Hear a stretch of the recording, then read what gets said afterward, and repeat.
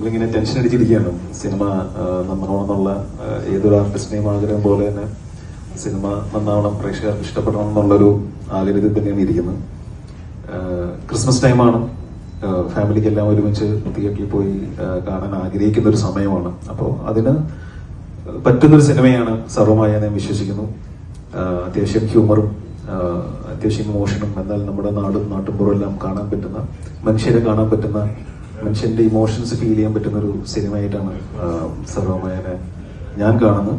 പ്രേക്ഷകർക്കും അതേപോലെ കണക്ട് ആയാൽ ഭയങ്കര സന്തോഷമായിരിക്കും. അപ്പൊ അതിന്റെ റിവ്യൂസിനെല്ലാം വെയിറ്റ് ചെയ്യുന്നത്, കാരണം അത് ഷോ കഴിയുന്ന മൊമെന്റാണ്. നാട്ടിലെല്ലാം ഓൾമോസ്റ്റ് കഴിഞ്ഞുകൊണ്ടിരിക്കുന്ന ഒരു മൊമെന്റിലാണ് നമ്മുടെ ഇവിടുത്തെ പ്രസ് മീറ്റ്. അപ്പൊ മൊത്തം മൈൻഡ് ഇത്തിരി ഔട്ടാണ്. ബട്ട് സ്റ്റിൽ ഇവിടെ വരാൻ കഴിഞ്ഞാൽ ഇന്ന് ക്രിസ്മസ് ആയിട്ട് ഫാമിലിനൊക്കെ വിട്ട് നിങ്ങൾ എല്ലാവരോടും വന്നതിലും നമ്മളെ കാണാനായിട്ട് വന്നതിലും ഒരുപാട് സന്തോഷം. So thank you so much. അജുവായിട്ട് വർക്ക് ചെയ്യുമ്പോൾ എപ്പോഴും ഭയങ്കര സന്തോഷമുള്ള ഒരു കാര്യമാണ്. ഞങ്ങൾ തമ്മിലൊരു പറയാതെ പറഞ്ഞൊരു കെമിസ്ട്രി എപ്പോഴും ഉണ്ടാവാറുണ്ട്, അല്ലെങ്കിൽ ആൾക്കാർക്ക് അത് ഇഷ്ടപ്പെടാറുണ്ട്. ഞങ്ങൾ ഒരുമിച്ച് വരുന്ന സിനിമകളെല്ലാം ആൾക്കാർക്ക് ഇഷ്ടമാണെന്ന് എപ്പോഴും പറയാറുണ്ട്. ഇത് കുറച്ച് നാള് ഒരു ബ്രേക്ക് കഴിഞ്ഞിട്ടാണ് നമ്മൾ ഒരുമിച്ച് പടം ചെയ്യുന്നത്. പക്ഷെ ഭയങ്കര എൻജോയ് ചെയ്ത് ചെയ്യാൻ പറ്റി. അജു ആസ് എൻ ആർട്ടിസ്റ്റ് കുറച്ചും കൂടി മേലെ വന്നിരിക്കുന്ന ഒരു സമയമാണ്. ഡയറക്ടറിന് 3-4 ഓപ്ഷൻസ് ഒക്കെ ഓരോ സീനും ഓരോ ഇമോഷൻസിന് ആള് കൊടുത്തു തുടങ്ങി. മുമ്പ് അങ്ങനെയൊന്നും ഉണ്ടായിരുന്നില്ല. അപ്പൊ ഭയങ്കര മെച്ചപ്പെട്ടിട്ടുണ്ട് ആള്. ഇത് അജു എത്തും, പക്ഷെ നമ്മുടെ ഈ പ്രസ് മീറ്റ് കഴിഞ്ഞൊരു 1 PM എന്തോണം ലാൻഡിങ്, അല്ലെങ്കിൽ അജു ഉണ്ടാവേണ്ടതായിരുന്നു. അജു ഷൂട്ട് ആയതുകൊണ്ട് അജുന് വരാൻ പറ്റിയില്ല. അപ്പൊ അതെ, ഇങ്ങനെ സിനിമയിലുള്ള സുഹൃത്തിനേക്കാൾ ഉപരിയായി സിനിമയ്ക്ക് വെളിയിൽ ഞങ്ങൾ ഭയങ്കര സുഹൃത്തുക്കളാണ്. എനിക്ക് അതാന്ന് തോന്നുന്നു. സ്ക്രീനിലും ഒരു എഫേർട്ട് എടുക്കേണ്ട ആവശ്യമില്ല. ഞങ്ങൾ ഒരുമിച്ച് അഭിനയിക്കുമ്പോൾ പരസ്പരം കോംപ്ലിമെന്റ് ചെയ്ത് അല്ലെങ്കിൽ പരസ്പരം ഇങ്ങനെ മെച്ചപ്പെടുത്തുന്ന എപ്പോഴും ഡിസ്കസ് ചെയ്തിട്ടാണ് ഓരോ സീൻസ് ചെയ്യാം. അപ്പൊ അങ്ങനെ ഒരു റാപ്പ് ഒരു ആക്ടറായിട്ട് കിട്ടൽ വളരെ കുറവാണ്. എനിക്ക് ഏറ്റവും കൂടുതൽ അങ്ങനെ അതുള്ളത് അജുവായിട്ടാണ്. ഞാൻ കുറച്ച് നാളെ ഒരു നല്ലൊരു ഫീൽ ഗുഡ് ഫാമിലി ഫിലിം ചെയ്യണമെന്ന് എന്റെ മനസ്സിൽ ഭയങ്കര ഒരു ആഗ്രഹം. കാരണം നമ്മള് റെസ്പോൺസ് എപ്പോഴും നോക്കുള്ളൂ പ്രേക്ഷകരുടെ. അപ്പൊ പ്രേക്ഷകർ എപ്പോഴും പറയുന്നത് ഇപ്പം ഹ്യൂമറുള്ള റിലേറ്റബിൾ ആയിട്ടുള്ള ക്യാരക്ടേഴ്സ് ചെയ്യുമെന്നുള്ള ഒരുപാട് റിവ്യൂസ് വരാറുണ്ട്. അപ്പൊ എന്റെ മനസ്സിൽ തോന്നി സമയമായല്ലോ, കുറച്ച് സീരിയസ് സിനിമകളാണ് മുമ്പ് ചെയ്തുകൊണ്ടിരുന്നത്. അങ്ങനെ ഒരു സിനിമ ചെയ്യാമെന്ന് ആലോചിച്ചിരുന്നപ്പോഴാണ് റൈറ്റ്. അതിലേക്ക് മുമ്പേ ഡിസ്കഷൻസ് തുടങ്ങിയിരുന്നു, പക്ഷെ സ്ക്രിപ്റ്റ് കറക്റ്റായി വന്നപ്പോൾ റൈറ്റ് ടൈം ആണെന്ന് തോന്നി. പിന്നെ അധികം ടെൻഷൻ ഒന്നും അടിക്കാതെ വളരെ ഹാപ്പി ആയിട്ട് ഒരു 50 days ഷൂട്ട് ചെയ്യാം എന്നുള്ളൊരു കോൾ അങ്കിലെടുത്തു. അപ്പൊ അതില് ഞാൻ അങ്ങോട്ട് ജോയിൻ ചെയ്യാണ് ഉണ്ടായത്. എപ്പോഴും എനിക്ക് പ്രായമുള്ള ഒരു ആൾക്കാർ തമാശ പറഞ്ഞ് കേൾക്കാൻ ഇഷ്ടമാണ്. അത് അമ്മമാരായാലും അപ്പമാരായാലും അവരുടെ ഹ്യൂമറിന് വേറൊരു സാധനമുണ്ട്. അപ്പോൾ പുള്ളി അസലായിട്ട് ഹ്യൂമർ ചെയ്യുന്നതാണ്. അപ്പോൾ എന്തുകൊണ്ട് നിവിന്റെ സൈഡ് കിക്കായിട്ട് ഒരു പ്രായമുള്ള ഒരാളെ വെച്ചാൽ എങ്ങനെ ഉണ്ടാവുന്ന ആലോചിച്ചു. അങ്ങനെയാണ് വരുന്നത്.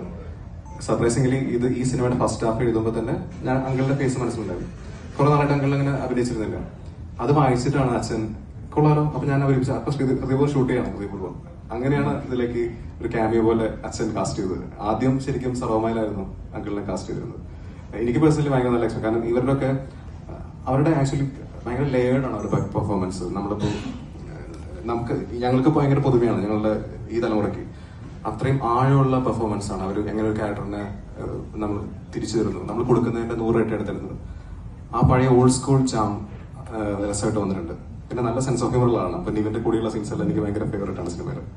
അപ്പോ ആദ്യമായിട്ടാണ് അത് ബ്രേക്ക് ചെയ്യുന്ന ഒരു താരത്തിനെ കാണുന്നത്. നിവിൻ ശരിക്കും പറഞ്ഞാൽ ഞാനൊരു പക്ക മിഡിൽ ക്ലാസ് പയ്യനാണ്. അമ്മ വളർത്തിയ കുട്ടിയാണ്. അച്ഛന് ശ്രീനികളാണ് ആ സമയത്ത് ഫുൾ. അപ്പൊ ഞങ്ങളെ വളർത്തിയത് അമ്മയാണ്. അപ്പൊ എന്നെ പോലെ തോന്നുന്ന ഒരു പയ്യനെ കണ്ടത് നിവിനിലാണ്. പയ്യനല്ല, 40 വയസ്സായി. എന്നാലും എനിക്കൊരിക്കലും ഒരു പോയിന്റ് അപ്പുറത്തേക്ക് താരം എന്നുള്ള ഒരു ഭാരം നിവിൻ തന്നിട്ടില്ല.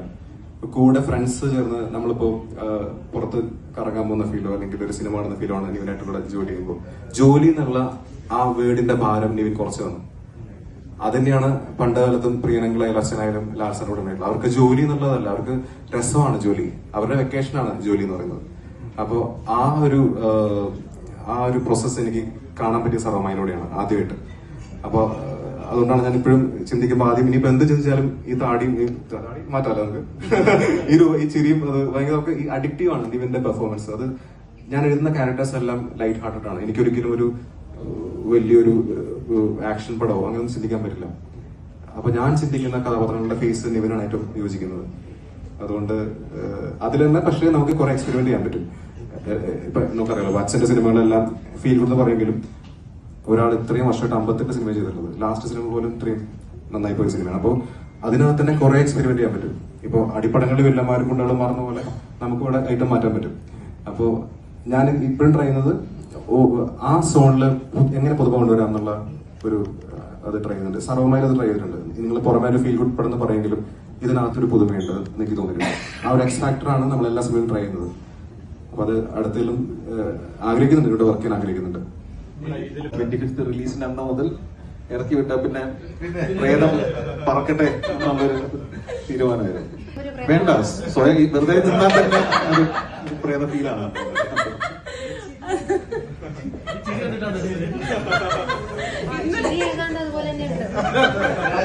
മ്യൂസിക് ഒന്നും ചെയ്യേണ്ടി വന്നിട്ടില്ല, ഇതിങ്ങനെ ഒരു ലെയർ പോലെയൊക്കെ ഇട്ടിട്ട് പോയിട്ടാണ്. വേറൊരു ഡയമെൻഷൻ സിനിമ, അത് ബോംബെ കവർ ചെയ്തിട്ടുണ്ട്, കുട്ടിക്കാനം, അങ്ങനെ കുറച്ച് ജോഗ്രഫിക്കലി എക്സ്പ്ലോർ ചെയ്തിട്ടുണ്ട്. വിഷ്വലി ശരൺ വര എന്നുള്ള DOP ആണ് ചെയ്യുന്നത്. മറ്റേ സൂക്ഷ്മ പാച്ചു അമ്പിളിയാണ്. അപ്പൊ ശരണിന്റെ അതിഗംഭീര വർക്കാണ്. എനിക്ക് ടെക്നിക്കലി ഞാൻ ഭയങ്കര മ്യൂസിക്, സിനിമയുടെ ആത്മാവ് മ്യൂസിക്കാണ്. അപ്പൊ അതും 2 വർഷത്തോളം എടുത്തിട്ടുള്ള ട്രാക്സ് ആണ് നിങ്ങൾ കേൾക്കാൻ പോകുന്നത്. അല്ല, അത് ചില ക്യാരക്ടേഴ്സൊക്കെ അങ്ങനെ കിട്ടുന്നതാണ്. എനിക്ക് ഭയങ്കര ടെൻഷനായിരുന്നു വർഷങ്ങൾക്ക് ശേഷം ചെയ്യുന്ന സമയത്ത്. ഇത് ആൾക്കാർ എങ്ങനെ എടുക്കും, സെൽഫ് ട്രോളായിട്ട് നമ്മൾ അഭിനയിച്ചുകൊണ്ടിരിക്കുകയാണല്ലോ, നമ്മുടെ അവസ്ഥകളെല്ലാം പറഞ്ഞു.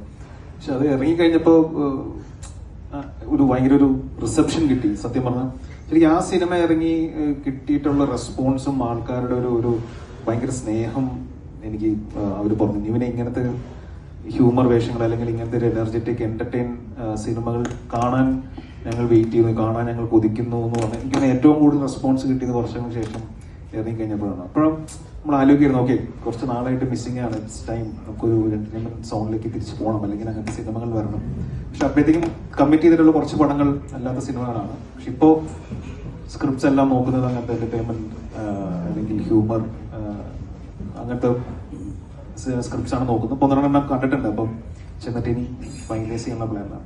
പ്രേത സിനിമകളിലും ഭയങ്കര പീഡിപ്പിക്കുന്ന ഇൻസിഡൻസ് അല്ലെങ്കിൽ ഒരു ഹോണ്ടിങ് ആയിട്ടുള്ള സാധനം, ഒരു ഡോർ തുറക്കുമ്പോൾ ഡോറിന്റെ മുകളിൽ ഇരിക്കുന്നു, അങ്ങനെ ഭയങ്കര പേടിപ്പിക്കുന്ന ഒരു ഇതാണ്. അപ്പൊ നമ്മൾ ചർച്ച ചെയ്തപ്പോൾ വന്നൊരു കാര്യമാണ്, അതായത് എപ്പോഴും നമ്മളാണ് പ്രേതങ്ങളെ കണ്ട് പേടിക്കാം.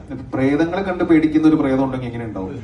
അതിൽ നിന്നാണ് റിയയുടെ ക്യാരക്ടറിന്റെ ഒരു ഡിസൈനിലേക്കൊക്കെ പോകുന്നത്. അപ്പോൾ ഭയങ്കര എന്റർടൈനിങ് ആയിട്ടുള്ള ഒരു പ്രേതം വന്ന ഇങ്ങനെ ഉണ്ടാവും. പണ്ട് ഒരുപാട് വർഷങ്ങൾക്ക് മുമ്പ് കാസ്പർ എന്ന് പറഞ്ഞിട്ടുള്ള ഒരു സിനിമ വന്നിട്ടുണ്ട്. അത് ഭയങ്കര രസകരമായിട്ടുള്ള ഒരു ഗോസ്റ്റ് എലമെന്റ് ഉള്ള ഒരു ആനിമേഷൻ അതാണ്. അപ്പൊ അതേപോലത്തെ ഒരു അതായത് കുട്ടികളെ കാണുമ്പോൾ കുട്ടികൾക്ക് ഭയങ്കര ഇഷ്ടപ്പെടുന്ന ഒരു പ്രേതം, അത് ഇതുവരെ വന്നിട്ടില്ലല്ലോ. അപ്പൊ ഈ പ്രേതങ്ങളുടെ മൊത്തം ജോണറിന് ബ്രേക്ക് ചെയ്യാന്നുള്ളൊരു പ്ലാനിലാണ് ഇറങ്ങി തിരിച്ചിരിക്കുന്നത്. പ്രേക്ഷകർ പറയുന്ന കാര്യമാണ്. ഇപ്പൊ സിനിമ നമ്മൾ നല്ലൊരു സ്ക്രിപ്റ്റ് സെലക്ട് ചെയ്യുന്നു, അല്ലെങ്കിൽ നല്ല സംവിധായകനോട് വർക്ക് ചെയ്യാൻ വേണ്ടി സെലക്ട് ചെയ്യുന്നു. ഇതെല്ലാം ഒത്തു വന്നാലും അത് തിയേറ്ററിൽ വർക്ക് ആവണം നിർബന്ധമില്ല. ഇപ്പൊ എന്റെ തിയേറ്ററിൽ വിജയമല്ലാത്ത സിനിമകൾ നോക്കിക്കഴിഞ്ഞിട്ടുണ്ടെങ്കിൽ അതിന്റെ സംവിധായകരൊക്കെ നല്ല സംവിധായകരാണ്. അപ്പൊ നമ്മൾ ചില സമയത്ത് സംവിധായകരാണല്ലോ ഇതിന്റെ ഒരു ക്യാപ്റ്റൻ എന്ന് പറഞ്ഞാൽ, അവരാണ് ഇതെല്ലാം കംപ്ലീറ്റ് അവരാണ്. അപ്പൊ അവരെ നമ്മൾ ചില സമയത്ത് ബ്ലൈൻഡ് ആയിട്ട് ട്രസ്റ്റ് ചെയ്യേണ്ടി വരും. അപ്പൊ ചില സമയത്ത് അത് വർക്ക് ആവണമെന്നില്ല. പക്ഷെ അങ്ങനെ ഒരു വലിയ സംവിധായകരല്ലാത്തവരോട് വർക്ക് ചെയ്തിട്ട് പടങ്ങൾ ഭയങ്കര ഹിറ്റ് അടിച്ചിട്ടുണ്ട്. അപ്പൊ ഇതിനൊരു സത്യം പറഞ്ഞ ഒരു ഫോർമുല എന്നൊന്നും അങ്ങനെ പറയാനായിട്ടില്ല. നമ്മൾ ഓരോ സിനിമ ഓരോ ട്രൈ ആണ്. അത് നീണ്ടായിട്ടിരിക്കാം. ഞാൻ രാജീവേണ്ട ഇങ്ങനെ മുഖത്ത് നോക്കുകയാണ്, ഈ മനുഷ്യന് ഒരു ടെൻഷനല്ലോ. മറ്റേ മിഥുനത്തില് ഇൻസെന്റ് ആയിട്ട് ഇങ്ങനെ നിൽക്കൂലേ, മറ്റേ തേങ്ങ ഉടക്കാൻ വരും, അതേപോലെ ഇരിക്കും. രാജീവേണ്ട ടെൻഷനില്ലേ? അല്ല, ഞാൻ എന്തിനും ടെൻഷൻ അടിക്കണം? എനിക്ക് ടെൻഷനില്ല, ഞാൻ ഹാപ്പിയാണ്, എനിക്ക് അങ്ങനെ കുഴപ്പമൊന്നുമില്ല. ഞാൻ നിവിനോട് ചോദിച്ചതാ, നമുക്ക് ടെൻഷൻ അടിക്കാൻ എന്തെങ്കിലും കാരണം വേണ്ടേ? അങ്ങനെ ഒരു കാരണം ഈ നിമിഷം വരെ എനിക്ക് കിട്ടിയിട്ടില്ല. അതുകൊണ്ട് അത്ര നിഖിലിന്റെ അഖിലിന്റെ ക്ലാരിറ്റി തന്നെയാണ് പ്രധാന കാരണം സിനിമയായിട്ട്. കാണാൻ പോകുന്നത് ചെന്നൈയിലാണ്. അപ്പോ റിയാനെ കാണാൻ റിയ റെസ്റ്റോറന്റ് വെയിറ്റ് ചെയ്യാന്ന് പറഞ്ഞു. ഞാൻ പോകുന്ന യാത്രയിൽ മുഴുവൻ റിയ ഷിബു പ്രസൻസ്, വീരധീര സൂര്യൻ, ഒരു വിക്രം പടം പ്രൊഡ്യൂസ് ചെയ്ത റിയാണ്.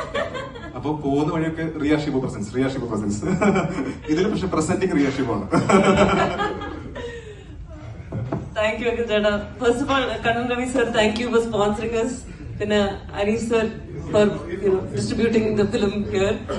And ഞാൻ വളരെ ഹാപ്പിയാണ്.